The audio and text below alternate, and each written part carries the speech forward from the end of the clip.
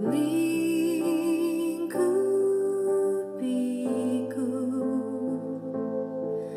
dengan sayapmu,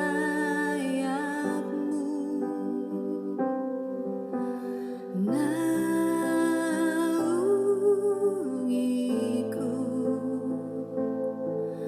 dengan kuasamu. Di saat badai bergelora, ku akan terbang bersamamu. Bapa, kau Raja atas semesta, ku tanam sembah, kau Allahku.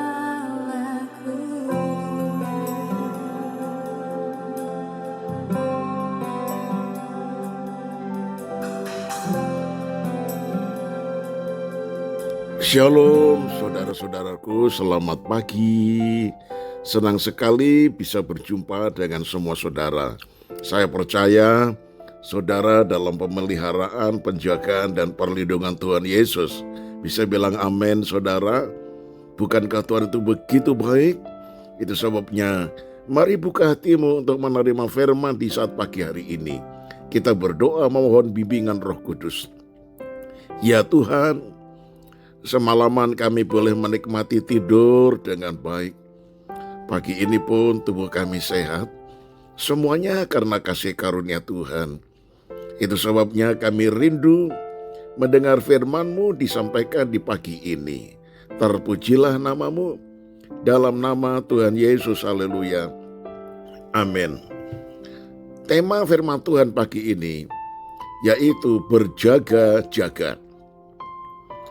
Kolose 4 ayat 2 berkata demikian, bertekunlah dalam doa dan dalam pada itu berjaga-jagalah sambil mengucap syukur. Nah saudara, berjaga-jaga berarti waspada terhadap segala kemungkinan, terutama dalam hal-hal yang negatif. Berjaga-jaga juga berarti sikap bersiap-siap, awas atau berhati-hati. Mengapa kita harus selalu berjaga-jaga?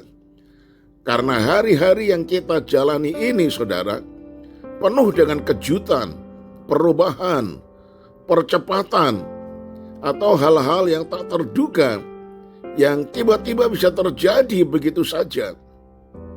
Tak seorang pun tahu apa yang akan terjadi di kemudian hari. Karena itu, di dalam Amsal 27 ayat yang pertama mengatakan, janganlah memuji diri karena esok hari, karena engkau tidak tahu apa yang akan terjadi hari itu. Nah saudara, kita tidak tahu bagaimana hari esok. Yang bisa kita lakukan ialah berbuat sebaik-baiknya dan berbahagia pada hari ini. Ada beberapa faktor mengapa orang tidak berjaga-jaga. Yang pertama, terlalu percaya diri atau overconfidence. Rasa percaya diri yang berkelebihan membuat orang merasa dirinya cukup kuat sehingga dalam segala hal ia mengandalkan kekuatan sendiri. Orang yang demikian sulit sekali menerima nasihat dan teguran orang lain. Alkitab memperingatkan, janganlah bersandar kepada pengertianmu sendiri. Janganlah engkau menganggap dirimu sendiri bijak. Amsal 3 ayat 5 dan 7. Rasul Paulus juga mengingatkan, siapa yang menyangka bahwa ia teguh berdiri, hati-hatilah supaya ia jangan jatuh. 1 Korintus 10 ayat 12. Baiklah, tiap-tiap orang menguji pekerjaannya sendiri. Galatia 6 ayat yang keempat. Nah saudara, jika saat ini kita tegak berdiri dan menang atas segala pencobaan, jangan takabur. Nah, sebab iblis tidak akan pernah menghentikan usahanya sebelum misinya berhasil, yaitu mencuri, membunuh, dan membinasakan. Nah, yang kedua saudara, kurangnya pengenalan akan Tuhan dan firman-Nya. Dikatakan Hosea 4 ayat 6, umatku binasa karena tidak mengenal Allah. Karena engkaulah yang menolak pengenalan itu, maka aku menolak engkau menjadi imamku. Dan karena engkau melupakan pengajaran Allahku, maka aku akan melupakan anak-anakmu. Nah saudara, seseorang yang tidak memiliki pengenalan yang benar tentang Tuhan secara pribadi, baik tentang kuasa dan kasih-Nya, kehendak-Nya, dan sebagainya, akan cenderung mengisi hari-harinya dengan perbuatan-perbuatan yang sia-sia. Ia lupa bahwa setiap tindakan ada konsekuensinya. Nah saudaraku yang kekasih, kurangnya pengenalan yang benar tentang Tuhan adalah akibat dangkalnya pengenalan kita tentang firman-Nya.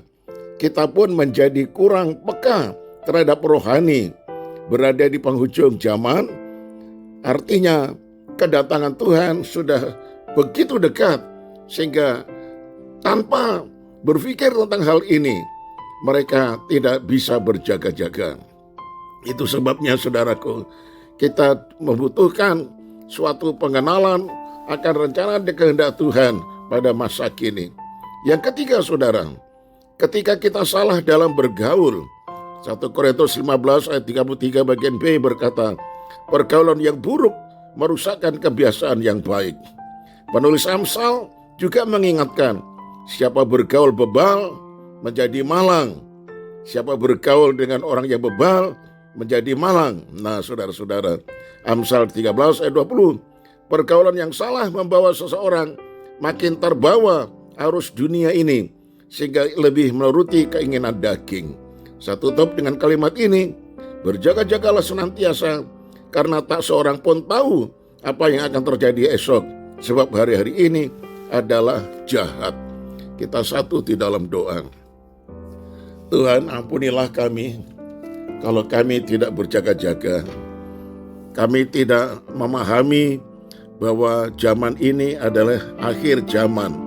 Kedatangan Tuhan sudah semakin dekat, sehingga kami tidak berjaga-jaga, tidak memakai hidup ini untuk kami dekatkan, bersekutu akrab dan intim dengan Tuhan.